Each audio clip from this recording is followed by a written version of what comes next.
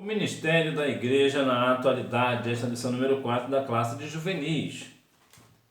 Deus vos faça dignos da sua vocação e cumpra todo o desejo da sua bondade e a obra da fé com poder, para que o nome de nosso Senhor Jesus Cristo seja em vós glorificado e vós nele. 2 Tessalonicenses, capítulo 1, versículos 11 e 12. Como é que anda o ministério da igreja na atualidade, né? Hoje vamos discorrer sobre a questão do que é o ministério. O que é o ministério, na verdade, né? Se fala tanto na igreja, o ministério, mas o que é de fato o ministério, né? Vamos saber a partir de agora. Em um contexto eclesiástico, o ministério pode ser aplicado a um grupo de congregações que estão sob a mesma liderança pastoral.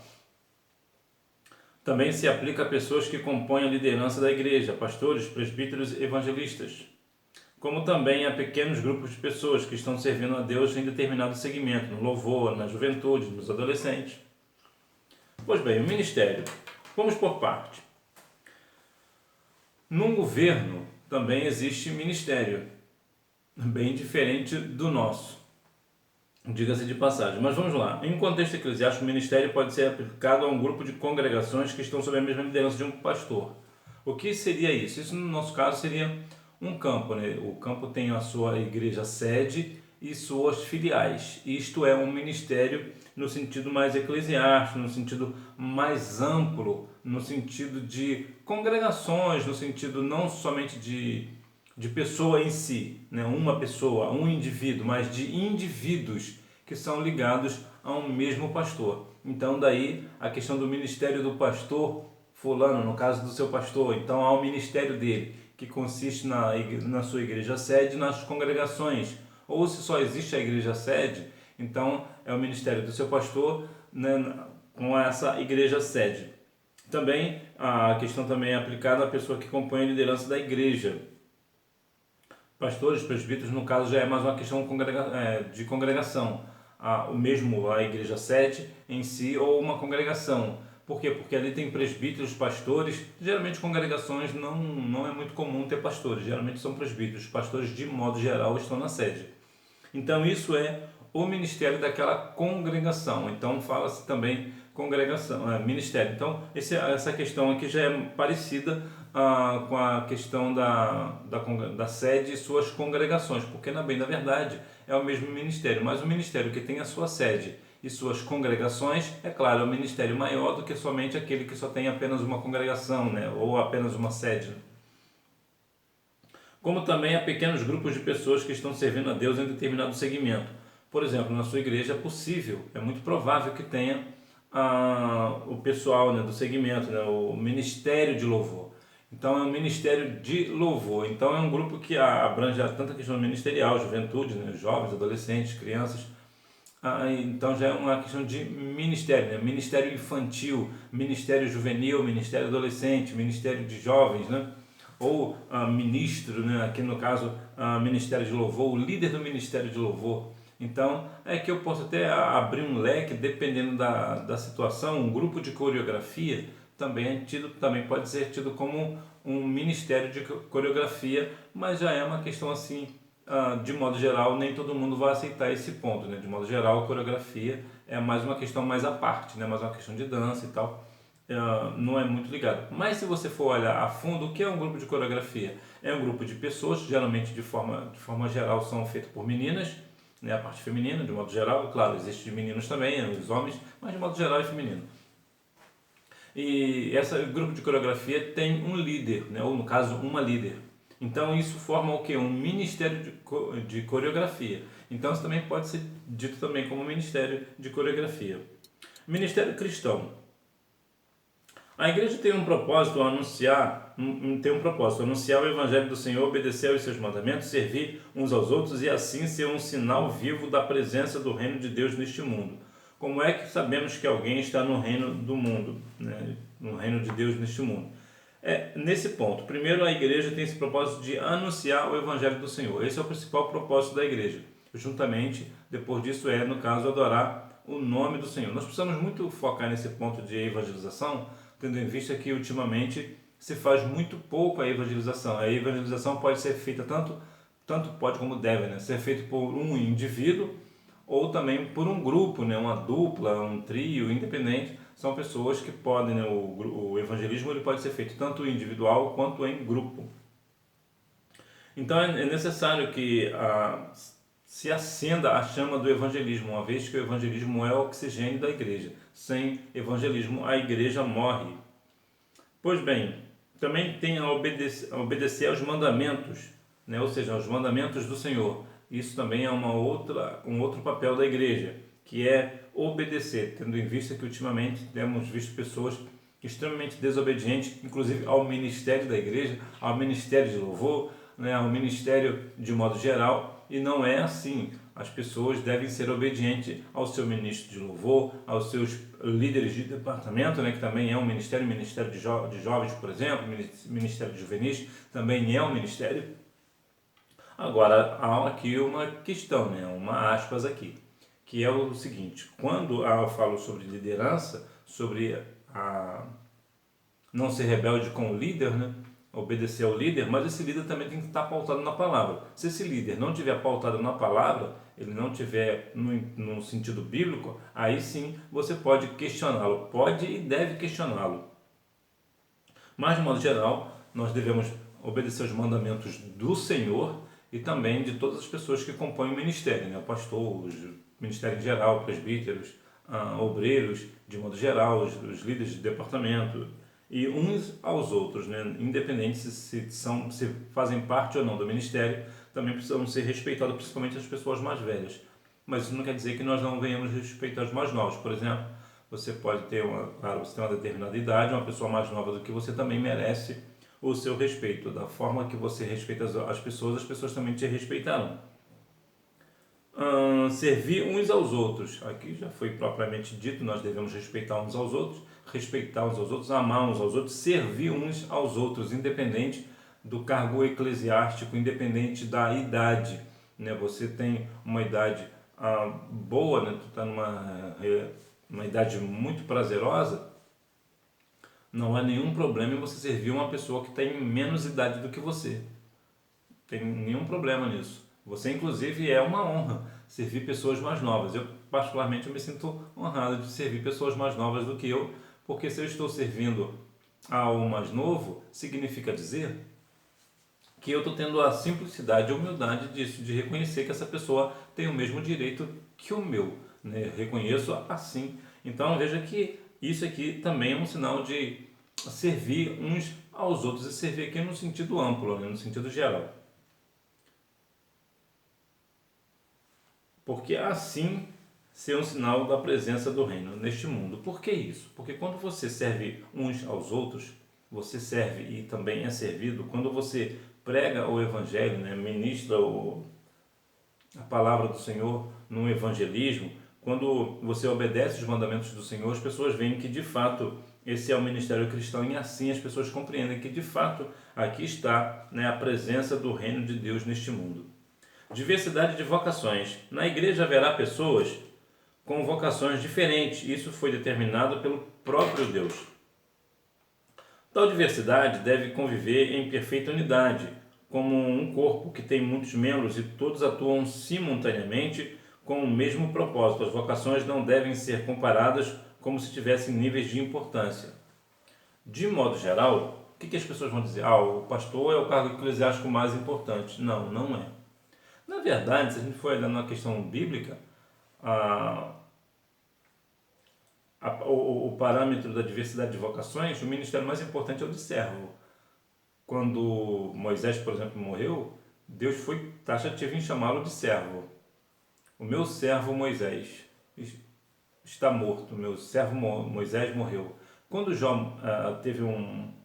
quando Satanás foi ter com Deus, o que Deus perguntou? Tem contemplado o meu servo Jó? Servo do Senhor é a maior condição que alguém pode ter, o grau de importância, vamos assim dizer, né?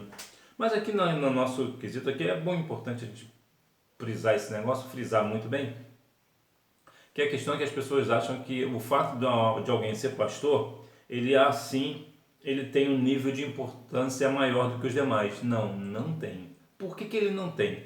Porque se não houver ovelhas, do que vai adiantar o pastoreio dele se ele não existe nenhuma ovelha ali? Ele vai ser pastor de quem? De ninguém. Então, para ele ser pastor, ele depende, ele precisa do auxílio do seu ministério, que no caso é o presbítero, é o diácono, né, são os bispos, dependendo do lugar, né, ou auxiliar de trabalho, cada um coloca, põe um nome, né, específico, ou alguns são auxiliares de trabalho, outros bispos, outros diáconos, e etc. Por quê? Porque assim como um corpo tem vários membros e eles estão interligados e um depende do funcionamento do outro, assim também é a Igreja do Senhor. Sem todas as partes, sem a pessoa que é membro, né? Sem você, por exemplo, lá, quem é que vai fazer isso, vai fazer a sua parte? Né? Então, todos nós temos o mesmo nível de importância, independente do cargo eclesiástico que nós servimos. Você, por exemplo, está na sua idade, você muito provavelmente ainda não tem um ministério na sua igreja propriamente dito, muito provavelmente você ainda não é um obreiro, mas você tem a mesma importância do seu pastor. Olha que coisa interessante. Por quê? Porque a Bíblia diz que todos nós somos iguais diante do Senhor. Agora, a questão eclesiástica, existe aqui uma questão que nós devemos respeitar, que é a questão da hierarquia. Ou seja, diante de Deus, você tem o mesmo nível do seu pastor. Mas na questão eclesiástica, o seu pastor é acima de você. Ele é responsável por você, por cuidar de você. Então, ele é responsável pelo ensinamento da palavra, por exemplo, a você. Você é ensinado pelo seu pastor. Então, uma questão de hierarquia, o seu pastor é maior do que você. Então, sim, você deve respeitar o seu pastor, assim também como o seu pastor certamente vai respeitar você. Apóstolos. Inicialmente no Novo Testamento, a palavra apóstolo era utilizada para se referir ao grupo dos discípulos de Jesus, que testemunharam a ressurreição e se tornaram líderes da igreja primitiva. Em um sentido geral, aplica-se a pessoas comissionadas e enviadas pela igreja local como missionários ou com alguma responsabilidade. É muito delicado falar sobre a questão dos apóstolos pelo seguinte: de uma forma direta, literal, não existe mais apóstolos. Por que não existe mais? Porque para ser apóstolo, precisava ver Jesus em vida, aqui na terra, na sua ressurreição, ou antes da ressurreição, ou depois da ressurreição. Precisava ver Jesus na terra. Como Jesus foi ao céu e não desceu mais, ele não está mais aqui na terra, então não existe mais apóstolo no sentido desse literal. Mas geralmente o apóstolo ele é tido como aquela pessoa que é enviado, missionário, que é enviado ou que ele tem alguma responsabilidade, ou até mesmo um pastor que foi enviado para um outro lugar, né, para um outro país, por exemplo, como missionário. Então ele também, geralmente as pessoas chamam de apóstolo, mas o correto é não usar a palavra apóstolos, a não ser que venha se referir àqueles que eram apóstolos de Jesus. Esse sim, nos tempos bíblicos. Por quê? Porque o apóstolo Paulo ele foi o último apóstolo. 1 Coríntios 15:8 fala que ele foi o último apóstolo. Jesus apareceu para ele por último. Então ele foi o último apóstolo. Não existiu mais apóstolos depois do apóstolo Paulo. Profetas. A função do profeta na igreja inclui proclamar e interpretar a mensagem de Deus através do dom de profecia e a direção do Espírito Santo. Nem sempre a profecia aponta para o futuro. Antes, porém, ela tem o propósito de admoestar, consolar, exortar e edificar. É interessante que venhamos compreender também que não existe mais profeta no sentido de ofício. Por que não existe mais esse ministério de profeta? Porque o profeta, ele falava, ouvia de Deus e passava a mensagem de Deus para o povo. Por quê? Porque o povo não podia ir a Deus. Somente o profeta o povo ia ao sacerdote, e o sacerdote levava a Deus. E quando Deus queria falar com o povo, Deus não falava com o povo, falava com o profeta. Então o profeta era responsável por levar essa palavra de Deus para o povo, né? A mensagem que Deus queria falar. Como Jesus morreu na cruz e o véu do templo se rasgou de alto a baixo, todas as pessoas agora têm livre acesso ao Senhor. Né? Temos todo livre acesso a Deus. Portanto, não existe mais profeta por conta disso. Porque não precisa mais de Deus usar alguém para falar para todo o povo. Agora Deus fala para cada um de nós. Então não existe mais profetas. Mas o que existe é o dom de profecia. Esse sim ainda está atuando na igreja e atuará na igreja até que Cristo venha buscá-la. Portanto, é interessante também que venhamos compreender que muitas vezes a profecia não vai falar somente de coisas futuras. Geralmente a profecia fala sempre de coisas futuras, assim como era nos tempos bíblicos, quando Deus usava um profeta, falava de coisas futuras. Mas aqui não é mais tanto para o futuro, fala também de futuro, mas também fala de presente, como é a questão de admoestar alguém, consolar alguém, né, exortar e edificar. Então a profecia ela serve para esse propósito primeiramente, de admoestar, ou seja, mostrar o caminho, né? Mostrar que a pessoa está errada indo por esse caminho, ó, não é por aí o caminho não é este, né? Exortar, né? Consolar, olha, estou contigo neste negócio, você está fazendo o meu querer, a minha vontade, ou seja, eis que eu, o Senhor, tenho contemplado as suas lágrimas, ou seja, o Senhor ali na profecia está consolando essa pessoa. Então, a profecia ela fala sim do futuro, mas ela antes de tudo ela vem para admoestar, consolar, exortar e edificar a igreja. Evangelistas. Os evangelistas possuem a capacidade de se comunicar com pessoas de perfis distintos. No Novo Testamento eles pregavam, ajudavam a estabelecer a igreja local e testemunharam poderosamente sobre Cristo. O evangelista, a Bíblia diz que todos nós devemos fazer o serviço de um evangelista, né? Nós devemos evangelizar. Entretanto, há uma questão aqui que é notória, né? A pessoa que é evangelista, ela precisa saber lidar com temperança com uma pessoa e com outra, ou seja, ela fala com pessoas de perfis distintos. Vou te dar um exemplo. Muito provavelmente você tem uma rede social. Inclusive, se você está aqui comigo, é porque você tem uma rede social chamada YouTube. Pois bem, em plataformas digitais, Instagram, por exemplo, que geralmente é o que mais usam, né? Tem outros também, Facebook, entre outros. Você fala com pessoas de perfis diferentes. Muito provavelmente a maioria dos amigos que você tem no Instagram, por exemplo, não devem ser evangélicos, mas você fala com eles e você sabe falar tanto com evangélico quanto não evangélico. Por exemplo, em questões assim, você também pode falar com pessoas de outras religiões, ou seja, você sabe falar com um e sabe falar com outro, sabe falar com aquele que professa a fé em Jesus, e você também sabe falar com aquela pessoa que é ateu ou que não professa a fé em Jesus, ou que não tem nenhuma religião, mas acredita em Deus. Você sabe falar com eles. Por quê? Porque você tem essa dinâmica, né? Essa capacidade de falar com pessoas de perfis distintos. Nesse caso, você certamente poderá ser um excelente evangelista, porque é exatamente isso que ele faz. Ele consegue trazer todas as pessoas para o meio, né? Pastores. Atualmente são aqueles que cuidam das ovelhas do Senhor Jesus. Eles são líderes da igreja local, responsáveis pela direção da igreja, pelo ensino da escritura e pelo pastoreio dos membros da igreja e de suas famílias. Ou seja, o pastor é aquele que cuida de nós, né? Aquele que intercede por nós. É o líder da igreja, né? Eu gostava muito quando meu pastor falava, meu saudoso pastor, dizia que o pastor é um presente de Deus para a igreja. E é exatamente isso, né? Nós somos presenteados com pastores, porque é um tipo de pai, né? Ele é o nosso amigo, está conosco, nos ajuda.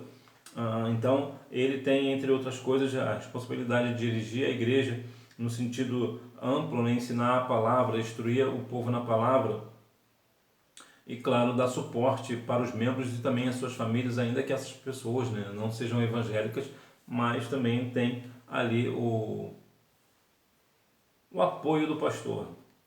Doutores são mestres que possuem um dom especial para proclamar e ensinar a Escritura. Já observou que tem algumas pessoas que têm o dom de ensinar? Eu vou te citar aqui um nome, né? Entre tantos, eu vou falar aqui, por exemplo, do Antônio Gilberto, por exemplo, que era um homem muito letrado, era um homem muito ensinador da palavra, conhecia bem a palavra, já partiu para a eternidade, infelizmente, nos deixou. Mas eu vou te citar um outro nome, que é o do professor Adalto Lourenço. Ele é pastor, cientista, matemático, é um homem muito ligado na palavra, é um homem muito instruído na palavra, é um doutor da palavra, é um grande homem de Deus. Então você vê que há pessoas que conseguem ensinar com uma maestria. Eu vou citar aqui um outro nome, que é do reverendo Augusto Nicodemos, né, da igreja presbiteriana. Também é um homem cheio de Deus, é um homem que tem conhecimento da palavra. Então esses são os doutores. O propósito das vocações: aperfeiçoamento. Cada crente deve aperfeiçoar-se ao longo do tempo, não devemos estagnar na fé, antes, porém, é preciso buscar cada vez mais a santidade, fortalecer a fé, a comunhão e o serviço. Em outras palavras, você e eu, a cada dia que passa, nós devemos nos aperfeiçoar mais na fé do Senhor, buscar a santidade, fortalecer a nossa fé, buscar a comunhão com o Senhor. Também a questão do serviço, que é servir uns aos outros, ou seja, o nosso aperfeiçoamento como pessoa, como uma pessoa salva na pessoa de Cristo. Unidade na fé. Os cristãos precisam ter unidade na fé. Isso significa entender quem é Jesus, conhecer seu evangelho e obedecer os seus mandamentos. Muitas pessoas, até mesmo obreiros, infelizmente, estão na igreja, mas ainda não sabem quem de fato é Jesus. Está como os apóstolos, né? Quem é este que até o mar e o vento lhe obedece, né? Lá na grande tempestade. Nós devemos ter uma mesma fé, uma unidade na fé. Você tem uma fé e eu acompanho a sua fé. Eu estou ligado na mesma fé que a sua. Você acredita, você tem fé que o Senhor fará algo e eu acredito junto com você que realmente o Senhor fará. Por quê? Porque nós conhecemos o Senhor, nós conhecemos a Cristo e nós sabemos do seu poder, então nós reconhecemos e sabendo assim do seu poder, nós sabemos o que Ele é capaz de fazer. Portanto, quando você tem fé que Cristo vai realizar uma coisa, eu também tenho a mesma fé, porque como eu também conheço Jesus, assim como você também conhece, então nós sabemos da capacidade que todo o poder lhe foi lhe dado no céu e na terra, então Ele pode fazer todas as coisas. Amadurecimento. Isso aqui algo que vai demorar um pouquinho para chegar à sua vez, né? Não que você seja uma pessoa imatura, mas o amadurecimento demora-se muito. O crente maduro não segue modinhas religiosas ou falsos mestres. Ele não é como uma criança que pode ser facilmente iludida porque conhece a verdade. Você consegue enganar uma criança, não te aconselho que você faça, né? Inclusive, uma das piores coisas que alguém pode fazer é mentir para uma criança. Jamais faça isso. Mentira, nós não devemos mentir para ninguém nunca, né? Como diz João 8,44, Satanás é o pai da mentira. Mas quando alguém mente para uma criança, ele arrasa com a vida da criança. Ele arrasa, ele destrói. Ele pode acabar com os sonhos de uma criança numa frase, só pelo caso de querer enganar uma criança. Quando uma questão fala sobre maturidade, eu falo que não é o teu caso, porque o amadurecimento, é claro, há pessoas, Timóteo, por exemplo, lá da Bíblia, ele tinha 18 anos, mas tinha muito mais maturidade que muita gente adulta. É verdade que você com pouca idade que você tem, é possível que você tenha até mais maturidade do que muita gente adulta, é muito possível isso. Mas aqui o ponto aqui é na questão da fé, na questão da caminhada. Então, a sua idade hoje vai se deparar com muitas coisas que são antibíblicas e que você muito provavelmente não vai ter discernimento se aquilo é verdade ou não, porque como é uma coisa boa, você associará que é uma coisa boa, mas não é. Eu vou te dar aqui um exemplo aqui bem claro. Por exemplo, quando uma pessoa quer fazer uma modinha religiosa, né? Uma modinha religiosa, os falsos mestres, um mestre vem falar com você, te ensinar uma coisa que você sabe que talvez você não saiba que é bíblico. Por quê? Porque você não conhece toda a Bíblia. Como assim? Dificilmente alguém conhece toda a Bíblia, a fundo, que eu quero dizer. Então você não vai conseguir discernir. Mas se for uma outra pessoa, de repente seu pai ou sua mãe, vai logo entender que aquela pessoa está falando falsamente. Por quê? Porque conhece um pouco mais da palavra, convive mais com o Evangelho, convive mais com a igreja. Então vai adquirindo conhecimento. Então o amadurecimento, ele vem com o tempo. Então quando você, indo para a escola bíblica dominical, você como aluno, você já tem uma noção do que é certo e o que é errado. Então quando uma pessoa vem com uma modinha, você já olha, não, eu acho que isso não é assim. Aí você já vai conversar com o seu pastor, porque você não tem amadurecimento de discernir se aquilo é verdade ou não, mas justamente por você não ter amadurecimento, né, nesse sentido, você vai buscar quem é o seu pastor. Então aí ele vai entrar com a questão do amadurecimento, porque ele sim é uma pessoa madura. Crescimento da igreja. O crescimento verdadeiro da igreja não pode ser medido por números. Para crescer, a igreja precisa estar submetida a Cristo. A igreja só pode crescer se estiver em unidade, bem ajustada e interligada. A igreja, as pessoas falam de modo geral que a igreja ela tem que crescer em número. Sim, ela precisa crescer em número também. Mas não adianta a igreja só crescer em número e não crescer fortalecida na unidade, no ajustamento, saber onde tudo está encaixado perfeitamente. Nós precisamos ser interligados, ou seja, quando você sofre, eu sofro também. Quando você está feliz, eu fico feliz por você. Isso é estar o quê? Interligado, eu estou ajustado com você, eu estou tendo comunhão contigo, temos uma mesma unidade. É isso que a igreja precisa ter, a igreja precisa crescer nesse sentido também. Mas é claro, aqui eu não vou fazer aqui a apologia que nós não devemos pregar o evangelho para mais pessoas conhecer a Cristo, porque isso é antibíblico. A Bíblia diz que Deus quer que todos cheguem ao conhecimento da verdade. Então nós devemos continuar pregando o evangelho a toda criatura. Mas mais uma vez é importante que nós venhamos compreender que a igreja não cresce somente em números, porque muitas igrejas têm crescido muito em números, mas as pessoas que estão ali não estão salvas, estão perdidas e naquele grande dia irão para a perdição eterna. Então não adianta número. Agora, é claro, se uma igreja tiver um número muito grande de pessoas, muito enorme, e estiver ali em unidade, ajustado, interligado, amém, melhor ainda. A atuação ministerial da igreja. O importante é que seja assim mesmo. Os ministérios são presentes dados por Deus, que tem por finalidade a edificação da igreja. Os crentes que recebem tais vocações espirituais devem se dedicar ao Senhor em santidade, fidelidade e serviço. Quando alguém está num ministério, ele precisa ter que entender que os seus dons e talentos precisa e devem ser usados para o reino do Senhor, para o reino de Deus, para dedicar-se à igreja com a sua fidelidade, o seu serviço, a sua vocação espiritual, precisa estar ligado ao Senhor, ligados ali na igreja, ajudar uns aos outros e não querer tirar proveito desse negócio. Isso não é bíblico, isso não é de Deus, não caia nesse negócio. Nós devemos, os que têm os seus dons espirituais, as suas habilidades, que estão aqui inseridos, devem, claro, estar atuando no ministério da igreja. Por isso que a igreja, o ministério da igreja é para isso, é justamente para o ministério ser usado para a igreja. Para concluir, o ministério cristão é uma vocação sagrada. Os ministérios são diversos, mas todos são dados por Deus, com o propósito de edificar a igreja. Ore para que você possa descobrir qual é a sua vocação e qual é o ministério que você poderá desempenhar no corpo de Cristo. Então você continua orando para que Deus assim mostre a você e fale com você qual é o seu dom, qual é o seu ministério. E creia, independente do ministério que o Senhor Deus te dá, você faça com toda a dedicação e amor. Não pense que o ministério de alguém é maior ou mais importante do que o seu. Todo ministério é igual porque é dado por Deus e cada um tem a sua importância. Portanto, não se deixe se abater com esse negócio. Se porventura Deus te deu um ministério, você queria um outro ministério, ore ao Senhor, se dedique bem a esse ministério ao qual Ele te entregou, porque Ele pode, com a sua dedicação a esse ministério, te dar aquele tanto ministério que você tanto almeja. Porque se você for ali fiel naquele único, ele certamente observará o seu trabalho e certamente fará você prosperar e pode até te dar aquele que você tanto almeja, segundo a vontade dele. Hora da revisão. Número 1. O ministério cristão é uma vocação sagrada e espiritual dada por Deus ao crente. Número 2. Apóstolos, profetas, evangelistas, pastores e doutores.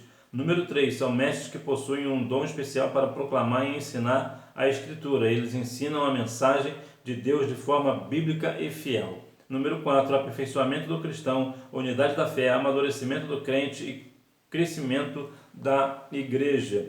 Número 5. É uma resposta pessoal. Que Deus em Cristo continue abençoando a sua vida, que você tenha uma boa aula, não deixe de ir à escola bíblica dominical, até porque quem faz a escola é o aluno. Tchau!